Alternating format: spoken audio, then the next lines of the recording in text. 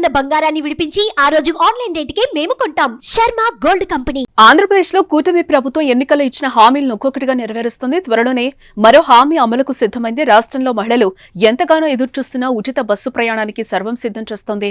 త్వరలోనే ఈ పథకాన్ని ప్రారంభించేందుకు కసరత్తు జరుగుతోంది. ఈ మేరకు అన్ని ఏర్పాట్లు జరుగుతున్నాయి. కాస్త ఆలస్యమైన పక్కగా హామీ అమలు చేయాలని చూస్తోంది. పథకం అమలయ్యాక వచ్చే సమస్యలు, ఇబ్బందులపై ఇప్పటికే ఓ కమిటీ అధ్యయనం చేసి ప్రభుత్వానికి నివేదిక అందించింది. ఈ నివేదిక ప్రకారం ప్రభుత్వం చర్యలు చేపడుతోంది. మహిళలకు ఉచిత బస్సు ప్రయాణం పథకం అమలు చేస్తే ప్రయాణికుల సంఖ్య విపరీతంగా పెరుగుతుందని అధికారులు అంచనా వేశారు. రోజుకు సగటున దాదాపు 10 లక్షల మంది వరకు ప్రయాణికుల సంఖ్య పెరిగే అవకాశం ఉందని తెలిపారు. దీంతో ఇప్పుడున్న బస్సులకి అదనంగా మరో 2000 బస్సులు అవసరమవుతాయని నివేదికలో వెల్లడించారు.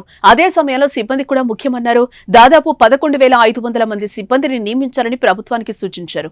అందులో 5,000 మంది డ్రైవర్లు, మరో 5,000 మంది కండక్టర్లు, 1,500 మంది మెకానిక్లు, ఇలా మొత్తంగా 11,500 మంది సిబ్బంది అవసరం అవుతారని తెలిపారు. అలాగే ఆదాయంపై అంచనా వేసి నివేదికలో పొందుపరిచారు. ఏ బస్సులకు డిమాండ్ ఉంటుందనే వివరాలతో ప్రభుత్వానికి నివేదిక అందించారు.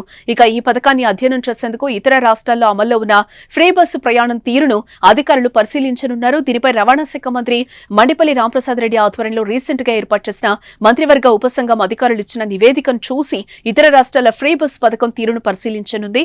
ప్రస్తుతం ఆర్టీసీ నుంచి రోజువారీ రాబడి 16 కోట్ల నుంచి 17 కోట్ల వరకు వస్తోంది. అందులో మహిళా ప్రయాణికుల నుంచి దాదాపు 6 నుంచి 7 కోట్లు. మరి ఫ్రీ బస్ ప్రయాణం అమల్లోకి వస్తే ఆ రాబడి మరి రాదు. అంతేకాకుండా నెలకు సగటున 200 కోట్ల ఆర్టీసీ కోల్పోయే అవకాశం కూడా కనిపిస్తోంది. ముందుగా సంక్రాంతి నుంచి అమలు చేయాలని ప్రభుత్వం భావించినప్పటికీ కొన్ని కారణాలతో కొన్ని రోజులు ఆగాలని ఆలోచన చేస్తున్నట్టుగా సమాచారం. సంక్రాంతికి సమయం దగ్గర పడడంతో పథకాన్ని ప్రారంభిస్తే అనుకూలత కన్నా వ్యతిరేకత వచ్చే అవకాశం ఉందన్న అంచనాల్లో ప్రభుత్వం ఉంది.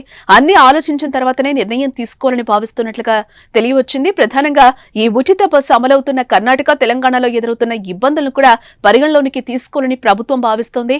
ఉచిత బస్సు హామీతో ఆర్టీసీ ఆదాయానికి భారీగా గండిపడి ప్రభుత్వానికి గుదిబండగా మారే అవకాశం ఉంది. అలాగే ఆటో డ్రైవర్ల నుండి తీవ్ర వ్యతిరేకత వ్యక్తం కానుంది. ఈ హామీతో బస్సులో ప్రయాణించి పురుషులకు కష్టాలు వెంటాడనున్నాయి. బస్సుల్లో కూర్చోవడానికి కూడా సీట్లు దొరకడం లేదని పురుషులు ఆవేదన వ్యక్తం చేయడం తెలంగాణ, కర్ణాటకలో అయితే మనం చూస్తూ ఉన్నాం. అలాగే ప్రభుత్వానికి కమిటీ నివేదిక ఇచ్చిన ప్రకారం కొత్త బస్సులను కొనుగోలు చేయాల్సింది. వీటన్నింటినీ దృష్టిలో పెట్టుకుని ప్రత్యామ్నాయ మార్గాలను చూసిన తర్వాతనే మహిళలకు ఉచిత బస్సు ప్రయాణం అమలు చేయాలని ముఖ్యమంత్రి చంద్రబాబు నాయుడు భావిస్తున్నారని చర్చ అయితే జరుగుతోంది. మరి చూడాలి, ఉచిత బస్సు పథకం సంక్రాంతికి అమలవుతుందో లేదా లేటెస్ట్ గా వస్తుందో. మరి ఈ పథకంపై మీ అభిప్రాయాన్ని కామెంట్ చేయండి.